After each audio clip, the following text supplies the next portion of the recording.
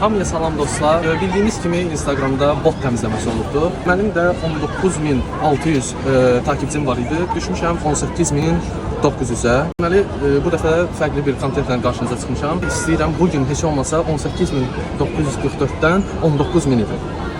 Baxın, ən azı yaxınlaşmalıyam 56 nəfərə, görək necə olacaq. Salam aleyküm dostlar. Sizdən bir şey xahiş edə bilərəm. Mən Instagramda takip ata bilərsiniz. No! Sağ ol. Dostum salam. Mən səndən bir şey xahiş edə bilərəm. Mən Instagramda takip ata bilərsən. Əla, çox sağ ol. Oo, sağ ol. Pranklarıma da baxa bilərsən sonra. Maraqlı. Çox sağ ol. Sağ ol.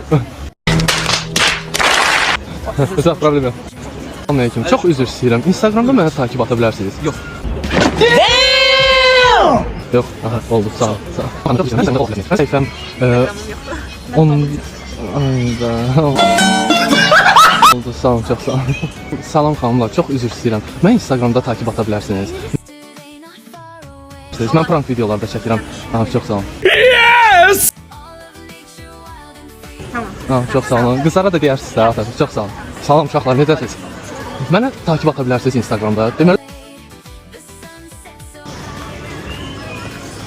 Oh my god! Murik Jelly. Murik.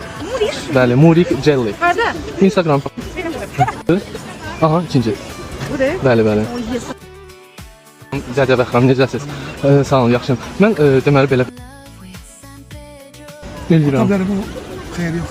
Kontenti fikirləşdir. Vapşə söndürürəm. Okey. Salam brat. Səndən bir şey xahiş edə bilərəm. Mən Instagramda follow ata bilərsən. Attım. Əla. Çox sağ ol, var ol. Sağ ol. Oo, nə gözəl. Maşallah. Salam aleyküm. Necəsiz? Mənə Instagramda follow ata bilərsiniz. Elədim hocam. Əla, çox sağ olun, var olun. Sağ ol, özündən məmnun. Çox sağ olun. Aha. Perfect. Çok sağ olun. Siz de? Çok sağ olun. Tamam. Dedim cümlədir, Instagram yox. Dostlar nerede? TikTok'da da yoksa? Mən onlar açmır hocam. Mən də götüm. Hə, yaxşı eləyirsən. Elə yaxşı oldu. Sağ ol, çox sağ ol.